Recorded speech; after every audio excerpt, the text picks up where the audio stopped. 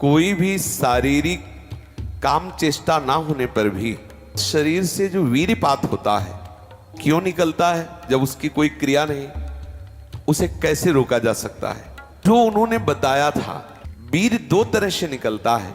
एक तो जो घातक है वो उसी के शरीर से निकलेगा जिसने हस्तमैथुन किया है या गंदी क्रियाएं करके बच्चापन से ही वीर्य को नष्ट किया है। जैसे 12-13 वर्ष की अवस्था है और उस अवस्था से आप अपने कुसंग के कारण वीर्य का नाश कर रहे हैं, तो कुछ वर्षों तक हस्तमैथुन करने वाला या अन्य गंदी चेष्टा करने वाला ये नहीं जान पाता है कि इसके द्वारा मेरी हानि हो रही, वो नहीं समझ पाता, क्योंकि जीवनी शक्ति भगवान अपनी तरफ से देते हैं। वो बिल्कुल ना खाए और हस्तमैथुन करे तो भी उसको समझ में नहीं आएगा।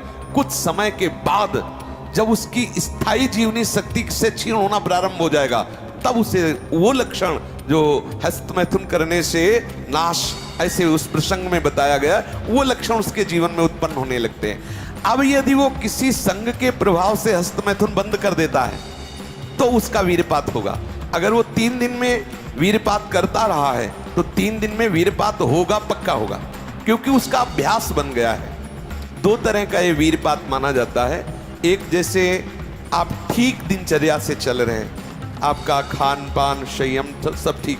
पहली बात तो ये है कि जिसने कभी हस्तमैथुन आदि के द्वारा वीर्यपात किया ही नहीं, उसका असली वीर्य कभी वीर्यपात होगा ही नहीं। बात पक्की समझ लेना, ये जीवन के अनुभव की बात करें हैं, इसमें मतलब क्यों में लगाने की जरूरत नहीं, आप खुद देख लीजिएगा। यदि आपने कभी हस्तमैथुन नहीं किया, कभी किसी भी तरह से जनेंद्री का घर्षण करके वीर्यपात नहीं किया, तो आपकी वो संतानोत्पत्ति की क्षमता वाला जो वास्तविक वीर्य है वो स्वाभाविक निकल ही नहीं सकता। यदि आपने मार्ग दे दिया है फिर उसके निकलने का मार्ग हो गया है। तो एक होता है, परमहंस जी ने बताया कि एक होता है कि आप सो रहे हैं और आपको बिल्कुल पता नहीं, मतलब बिल्कुल कोई काम का संकल्प नहीं, कोई क्रीड़ा नहीं, और आप जगे, आपको ऐसा लगा कि वीर्यपात हो गया, वो दोष नहीं है। जैसे जब हम गुड़ बनाते हैं तो उसमें गंदा फेन निकलता है ऊपर, पतोई कहते हैं गांव में। जैसे अरहर की दाल जब उबाली जाती थी गांव में तो ऊपर उसका फेन निकलता है, ऐसे ही ये शरीर का विकार निकला, ना कि ब्रह्मचर्य नष्ट करने वाला वीर्य। बहुत ध्यान पूर्वक सुनने लायक। उपासक को उसमें परेशान नहीं होना। आपको बिल्कुल पता नहीं चला, कोई चेष्टा नहीं हुई, किसी भी तरह की हरकत नहीं हुई और आप जगे और आपको लगा कि वो हमारे वस्त्र गंदे हो गए, तो वो आप ब्रह्मचारी ही हैं, आपके ब्रह्मचार्य का नाश नहीं हुआ, वो जीवनी शक्ति नहीं निकली। और आप हस्तमैथुन या अन्य क्रियाओं द्वारा वीर्यपात करते रहे और आज आपने रोक दिया कि आज से नहीं करूंगा, तो बंद नहीं हो जाएगा, वो चलेगा।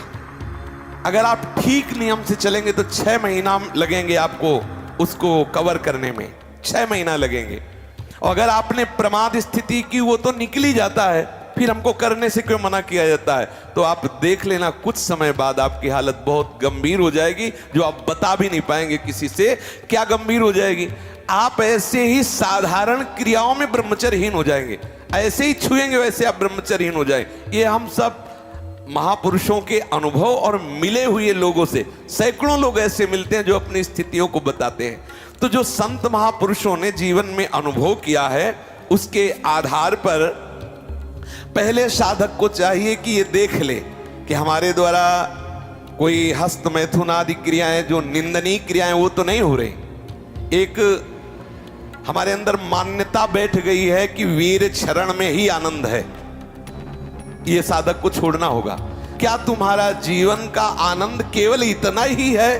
कब ब्याह हो तो संतानोत्पत्ति के लिए वो मार्ग, तब तक आप ब्रह्मचारी रहे। क्या इतने इंद्रियों के गुलाम हो गए? क्या इतना ही केवल आपने सुख समझ लिया? तो फिर आप देखना कि आगे आपको ये मन किस दशा में पहुंचा देता है। तो जो नव युवक जन है, साधक जन है, वीर्यपात में यदि उनका कोई स्मरण नहीं रहा और वीर्यपात हो रहा तो घबराने की जरूरत नहीं। और यदि स्वप्न में आपने स्त्री आदि का संयोग देखा या कोई ऐसी घर्षण आदि क्रिया हुई या कोई ऐसी कामोत्तेजना जनित और फिर आपका वीर्यपात होता है, तो आपके गंदे विचार और पूर्वाभ्यास के कारण होता है। ये बहुत ही गंदी बीमारी है जो आपको अंदर ही अंदर खोखला करती जाएगी। ये जो शुक्रपात, वीरपात, वीर स्खलन, स्वप्न दोष जिसे कहा जाता है, ये दैहिकी वीरपात और व्याधिकी वीरपात।